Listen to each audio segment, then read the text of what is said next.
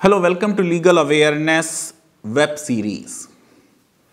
एक बहुत बड़ा मुद्दा जो हिंदुत्व के सपोर्टर्स उठाते रहे हैं वो है हिंदू टेम्पल्स पर सरकार का कंट्रोल। मैंने देखिए 3-4 वीडियो इसमें बनाए और ये डाउट भी क्लैरिफाई करने की कोशिश की कि वक्फ प्रॉपर्टीज पर भी सरकार का कंट्रोल है। ये एक मिथ है कि वक्फ प्रॉपर्टीज पर सरकार का कंट्रोल नहीं है। दूसरी चीज जो बहुत बड़ी है, बार बार मेंशन की गई है इस पूरी डिबेट में, वो है article 31A sub clause B Bharat के संविधान का, जिसमें सरकार मैनेजमेंट टेक ओवर कर सकती है किसी भी प्रॉपर्टी का फॉर अ लिमिटेड पीरियड। और यह आर्गू किया जाता है कि ये जो टेम्पल बोर्ड्स हैं ये क्योंकि ओनर बन जा रहे हैं ना कि फॉर अ लिमिटेड पीरियड बल्कि इन परपीचुटी, तो ये संविधान के इस अनुच्छेद का उल्लंघन है। आज बात होगी मद्रास हाई कोर्ट के कल के जजमेंट की। ये सो मोटो मैटर था 2015 में। Justice Sanjay Kishan Kaul chief justice थे। हिंदू अखबार में रिपोर्ट छपी, साइलेंट बरियल। दरअसल 2012 में स्टेट गवर्नमेंट ने यह अनाउंस किया था कि वो तमिलनाडु में एक हेरिटेज बोर्ड कॉन्स्टिट्यूट करेंगे। वो बोर्ड कॉन्स्टिट्यूट नहीं हुआ, उसके बारे में न्यूज़पेपर में स्टोरी आई, वो एक सो मोटो पिटीशन बन गई, रिट नंबर 574 ऑफ 2015। उसमें कई और रिट्स भी शामिल हो गई और फाइनली अब कल 225 पेज का जजमेंट आया है। जजमेंट लिखा है जस्टिस आर महादेवन ने और उनके साथ बेंच पे थे जस्टिस PD आदि केशवालू। बहुत अच्छा जजमेंट है, बड़ी डिटेल्ड में पूरी हिस्ट्री और कल्चरल इंपॉर्टेंस टेम्पल्स की उनके बारे में बात की गई है। एक दो कहीं सेंटेंसेस ऐसे आए हैं जिनके बारे में थोड़ा अनकंफर्टेबल मैं फील करता हूं, लेकिन बाई एंड लार्ज ये जजमेंट टेम्पल्स को प्रोटेक्ट करने के बारे में, उनके लैंड को प्रोटेक्ट करने के बारे में है। मैं समझता हूं कि चाहे टेम्पल लैंड हो या टेम्पल खुद हो या टेम्पल प्रॉपर्टी हो या किसी भी और रिलीजियस डिनोमिनेशन की, किसी भी मजहब की प्रॉपर्टी हो, मस्जिद हो, चर्चेज हो, गुरुद्वारे हों, उन सब का प्रोटेक्शन होना चाहिए। जो यूपी में आजकल हो रहा है कि एग्जीक्यूटिव मजिस्ट्रेट के ऑर्डर से 100 साल पुरानी मस्जिदों को रातों रात गिराया जा रहा है, यह बात देश के कानून के भी विरुद्ध है, फ्रीडम ऑफ रिलीजन के भी विरुद्ध है और सबसे ज्यादा ये रूल बाय लॉ जैसी चीज है, रूल ऑफ लॉ जैसी चीज नहीं। खास बात इस जजमेंट में यह है कि 225 पेज का जजमेंट है और वो आर्टिकल जो मैंने शुरू में बोला, article 31A sub clause B, उसका कोई जिक्र नहीं है। और यह जिक्र इसलिए नहीं है क्योंकि मैं अपने वीडियो में आपको बता चुका हूं कि किसी भी टेम्पल की प्रॉपर्टी सरकार नहीं लेती। प्रॉपर्टी किसी टेम्पल बोर्ड में वेस्ट नहीं होती। उत्तराखंड के तो चीफ मिनिस्टर की कुर्सी चली गई, जो उन्होंने 4 धाम एक्ट पास कराया, उसके बारे में नाराज हो गए रिलीजियस लोग। अब आप देखिए कि इस जजमेंट में एक बार फिर यह बात कही गई है कि प्रॉपर्टी टेम्पल की रहती है। अगर वक्फ प्रॉपर्टी है तो वो अल्लाह ताला की प्रॉपर्टी है, वो किसी मुतवल्ली की प्रॉपर्टी नहीं है, किसी वक्फ बोर्ड की प्रॉपर्टी नहीं है। इसी तरह जो टेम्पल प्रॉपर्टीज हैं वो आइडल की प्रॉपर्टी है। आइडल एक ज्यूरिस्टिक पर्सन है, लॉ में एक पर्सन है। आप सोचिए कि अब ये सेंट्रल विस्ता के सिलसिले में बातें हो रही हैं, बहुत लोग उसके फेवर में भी लिख रहे हैं, बहुत खिलाफ भी लिख रहे हैं, लेकिन जजमेंट है सुप्रीम कोर्ट का पूरा शिमला में वाइस रीगल लॉज 100 साल पुराना था और कोर्ट ने कहा कि ये मॉन्यूमेंट है ऑफ हिस्टोरिक इंपॉर्टेंस। इतिहास बदला नहीं जा सकता, इतिहास से सीख लेनी चाहिए। इसलिए कोई भी हिस्टोरिकल बिल्डिंग जो 100 साल से ज्यादा पुरानी है, उसके प्रिजर्वेशन की और प्रोटेक्शन की हमारे लॉ के तहत जिम्मेदारी सरकार की है। अब चाहे वो बिल्डिंग बाबरी मस्जिद ही हो, 400 साल पुरानी बिल्डिंग थी, दिन की रोशनी में सरेआम लाइव टीवी पर देखा कि किस तरीके से शर्की आर्किटेक्चर का वो इतना बड़ा मास्टरपीस गिरा दिया गया। मैंने बार बार कहा है कि बाबरी मस्जिद एक्शन कमेटी ने इस केस को गलत हैंडल किया। आज जब टेक्नोलॉजी अवेलेबल है, अगर किसी भी प्रॉपर्टी के बारे में इस तरीके के डिस्प्यूट है, हिस्टोरिक प्रॉपर्टी के बारे में डिस्प्यूट है, तो उस स्ट्रक्चर को हटाया जा सकता है, उसको कहीं और ले जाया जा सकता है। पूरी एक अभी फिल्म बन गई है, दादी मां का घर, जिसमें किसी की लाहौर में प्रॉपर्टी थी, उसे फिल्म में ले आया जाता है अमृतसर। देखिए, आइए इस जजमेंट की तरफ आते हैं। जजमेंट में जस्टिस आर महादेवन ने कहा, without culture and relative freedom, it implies society, even when perfect, is but a jungle. This is why only authentic creation is gift to the future.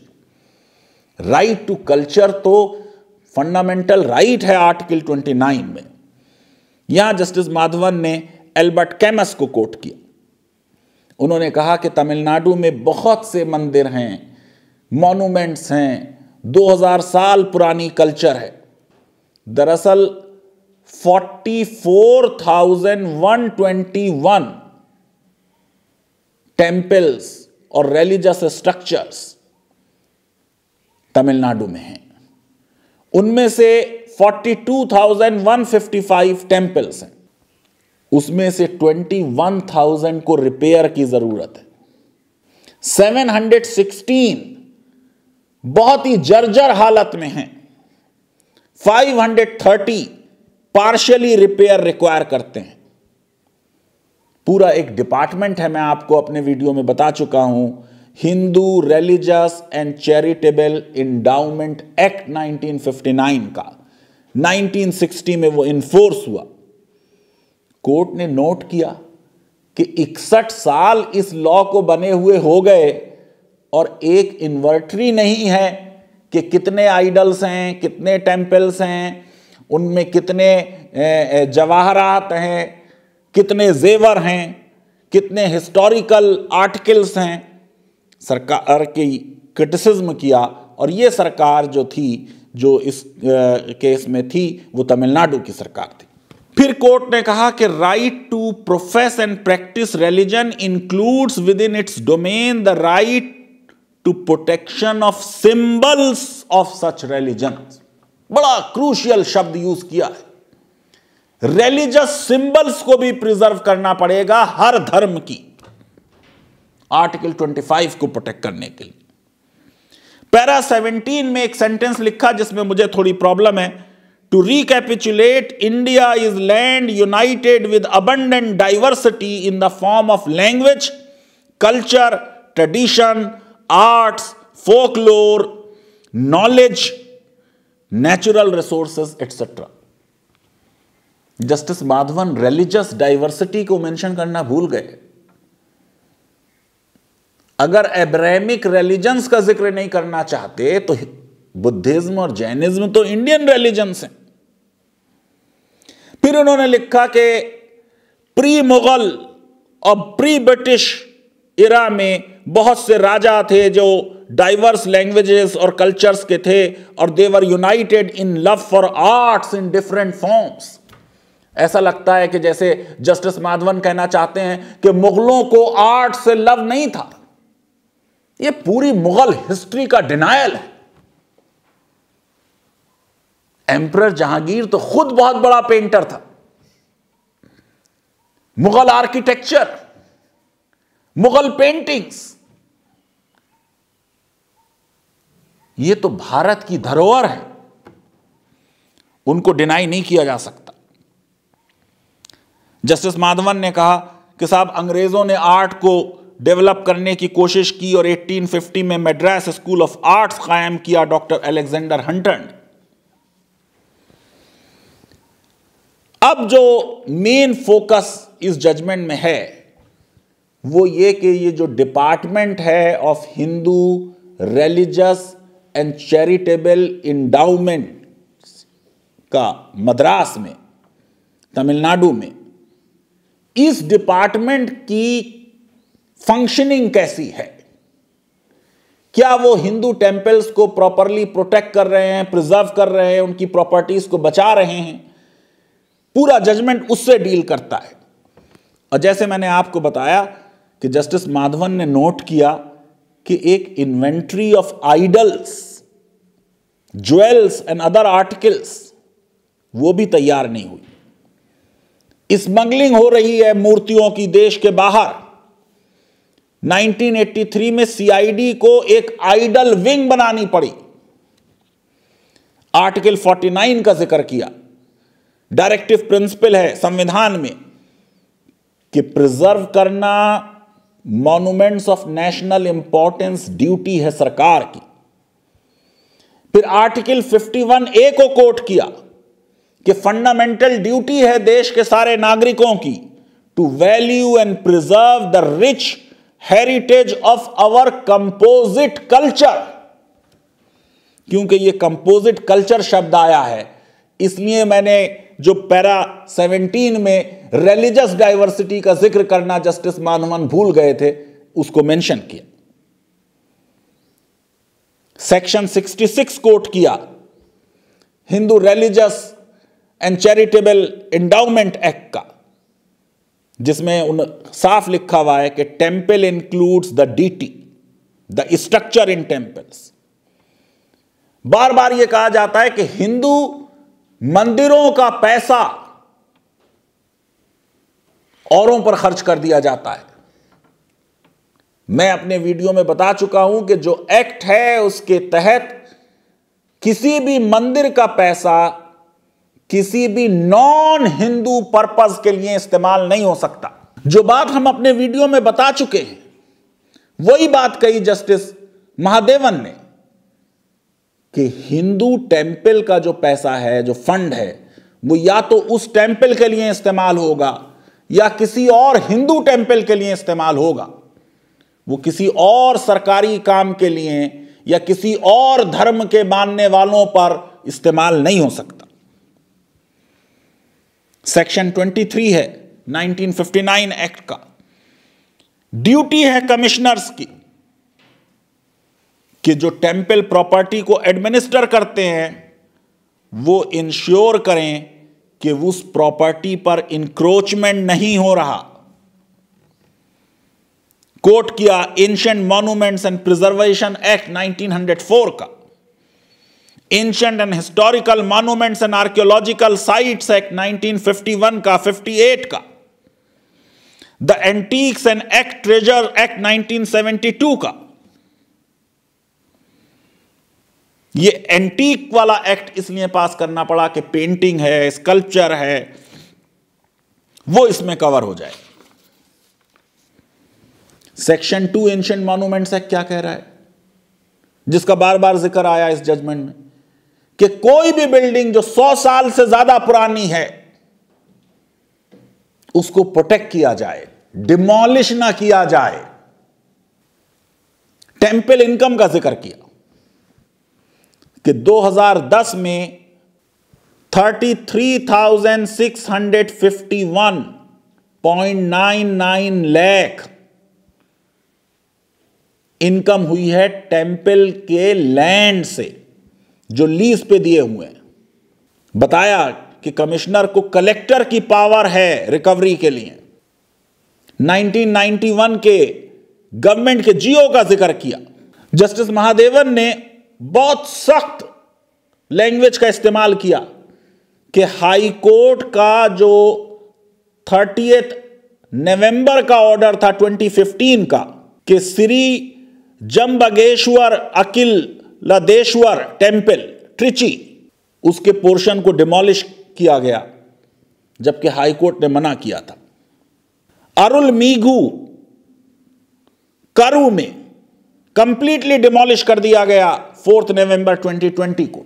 अब देखिए 4 नवंबर 2020 को AIDMK की सरकार है जो NDA की सपोर्ट में थी। हाई कोर्ट ने नोट किया श्रीरंगम टेम्पल 5.66 करोड़ एक चीज पे खर्च हुए, 20.90 करोड़ दूसरी चीज पे खर्च हुए, 25 करोड़ रैम्पर्ट वॉल्स पे खर्च हुए, टोटल 50 करोड़ खर्च हुए। बोर्ड ऑफ ट्रस्टीज ने नॉन एसेंशियल आइटम्स पर पैसे खर्च करना अप्रूव किया। दरअसल Hindu religious and charitable endowment act अंग्रेजों के जमाने में ही 19th सेंचुरी में ही ओरिजिनल रेगुलेशन के हिसाब से बनाया गया था, क्योंकि टेम्पल मैनेजमेंट में करप्शन था। यह हिंदुओं की मद्रास के डिमांड थी। जो पैसा है हिंदू टेम्पल्स के पास, उसकी वजह से यह पॉसिबिलिटी है कि टेम्पल मनी का मिसअप्रोप्रिएशन हो जाए। इसलिए उस मिसअप्रोप्रिएशन को रोकने के लिए यह बोर्ड और सरकार का सुपरविजन उसमें रखा गया। हाई कोर्ट ने नोट किया कि out of 5.25 lakh acres of land, department के पास 4.78 लाख एकर्स ऑफ लैंड है और लैंड रिकॉर्ड्स ऑडिट के सामने प्रोड्यूस नहीं किए डिपार्टमेंट। पैरा 42 में लिख दिया कि सरकार का क्लेम नहीं है लैंड के ऊपर। वही बात जो मैं बार बार बता चुका हूं, यह एक मिथ है कि ये बोर्ड ओनर्स हैं, ओनरशिप ट्रांसफर नहीं होती। वही बात जो हमने अपने वीडियो में कही थी, मद्रास हाई कोर्ट ने यहां पे नोट की। सुप्रीम कोर्ट का जजमेंट कोट किया 1972 का, और उसमें बताया कि जो आगमाज हैं उनको रूल फॉलो करना है।